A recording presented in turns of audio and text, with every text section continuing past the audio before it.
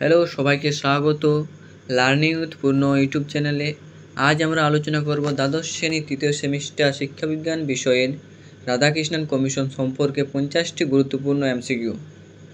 এটি ভারতের শিক্ষা ব্যবস্থার ইতিহাসে একটি গুরুত্বপূর্ণ মাইলফলক। তাহলে চলো দেরি না করে শুরু করা যাক ভিডিওটি। দ্বাদশ শ্রেণী তৃতীয় সেমিস্টার শিক্ষাবিজ্ঞান বিষয়ের গুরুত্বপূর্ণ topic Radhakrishnan commission. Radhakrishnan commission গঠিত হয় কত সালে? 1948 সালে। এই কমিশনের সভাপতি কে ছিলেন? ডক্টর সর্বপল্লী রাধাকৃষ্ণন।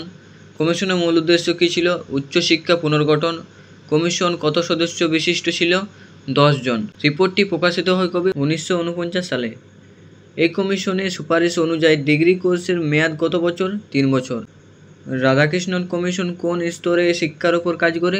উচ্চশিক্ষা। কমিশনের মধ্যে শিক্ষার প্রধান লক্ষ্য কী? চরিত্র গঠন ও নৈতিকতা। রাধাকৃষ্ণন কমিশন কোন সরকার গঠন করেন? ভারত সরকার। কমিশনের মতে বিশ্ববিদ্যালয় কী হওয়া উচিত? জাতীয় জীবনের প্রাণকেন্দ্র। কমিশন কোন ভাষার উপর গুরুত্ব দেয়? ইংরেজি ও আঞ্চলিক ভাষা। কমিশন কোন বিষয়ে পাঠ্যক্রমে অন্তর্ভুক্তির সুপারিশ করে? ধর্ম ও নৈতিক শিক্ষা। রিপোর্ট অনুযায়ী শিক্ষকদের ভূমিকা কী? সমাজ ও জাতি গঠনের মূল ব্যক্তি। কমিশন কোন পরীক্ষার পদ্ধতি বাতিলের সুপারিশ করে? বার্ষিক পরীক্ষা। কমিশনের মতে শিক্ষার মাধ্যমে কী গড়ে ওঠে? মানবিক মূল্যবোধ। এই কমিশনের সুপারিশ কী গঠনের প্রস্তাব ছিল?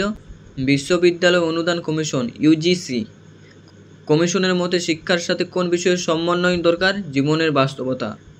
ইউজিসি প্রতিষ্ঠিত হয় কবে? 1953 সালে। কমিশন শিক্ষার কোন দিককে প্রধানভাবে গুরুত্ব দেয়? নৈতিক ও আধ্যাত্মিক।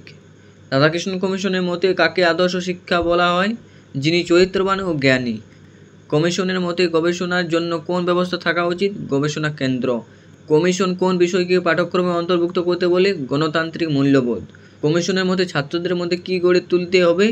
দায়িত্ববোধ। রিপোর্টে শিক্ষার কোন দিকটি উন্নয়নের কথা বলা হয়েছে? সর্বাঙ্গীন বিকাশ। রাধাকৃষ্ণন কমিশন শিক্ষার্থীদের কী হতে বলেছে? সুশিক্ষিত দায়িত্ব নাগরিক।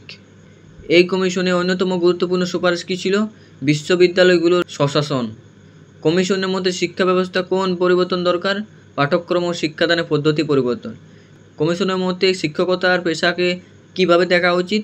জাতি গঠনের মহান কাজ। রিপোর্টের ভিত্তিতে কোন সংস্থা শিক্ষায় অনুদান প্রদান করে? বিশ্ববিদ্যালয় অনুদান কমিশন ইউজিসি। কমিশনের মধ্যে ছাত্রদের কী ধরনের মনোভাব থাকা উচিত? সেবা ও দায়িত্ববোধ সম্পন্ন। রাধাকৃষ্ণন কমিশন কোন শিক্ষা ব্যবস্থা বাতিল করতে বলে? খণ্ড খণ্ড ও অপ্রাসঙ্গিক শিক্ষা ব্যবস্থা। এই কমিশনের মতে উচ্চশিক্ষায় শিক্ষার্থীর বয়স কত হওয়া উচিত? 17+। রাধাকৃষ্ণন কমিশনের মতে শিক্ষায় কোন পরিবেশ প্রয়োজন? মুক্ত, অনুসন্ধানমুখী ও স্বাধীন পরিবেশ। কমিশনের মতে বিশ্ববিদ্যালয়ের প্রধান কাজ কী হওয়া উচিত? জ্ঞান সৃষ্টি ও গবেষণা। রিপোর্টে কোন শিক্ষার প্রতি গুরুত্ব আরোপ করা হয়? মুক্ত বুদ্ধি ও বিজ্ঞান ভিত্তিক শিক্ষা। কমিশন কোন মূল্যবোধকে শিক্ষার ভিত্তি বলে গণ্য করে? ধর্মীয় সহনশীলতা। কমিশনের মতে পরীক্ষা পদ্ধতি কেমন হওয়া উচিত? ধারাবাহিক, মূল্যবোধ ভিত্তিক। রিপোর্টে কোন প্রকার শিক্ষা উৎসাহিত করা হয়েছে? আন্তঃবিষয় ভিত্তিক শিক্ষা। রাধাকৃষ্ণন কমিশনের রিপোর্টে কোন ভাষা প্রকাশিত হয়? ইংরেজি।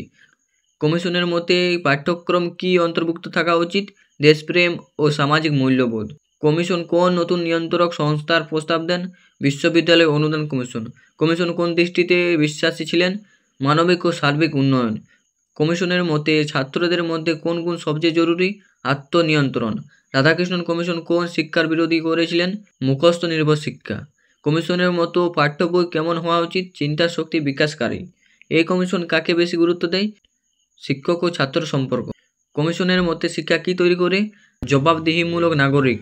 কমিশন কোন বিষয়ে নজর দিতে বলেছেন বিশ্ববিদ্যালয়কে? গবেষণা ও উদ্ভাবন। রিপোর্ট অনুযায়ী কাদের পরামর্শে বিশ্ববিদ্যালয়ে কার্যক্রম পরিচালিত হবে? শিক্ষাবিদদের। রাধাকৃষ্ণন কমিশনের মতে একজন শিক্ষক কেমন হওয়া উচিত? আদর্শবান, দেশপ্রেমিক ও সেবা মনস্ক। এই বিষয়ের জন্য তোমাদের সহায়ক একটি চার্ট দেওয়া হলো, দেখে নাও।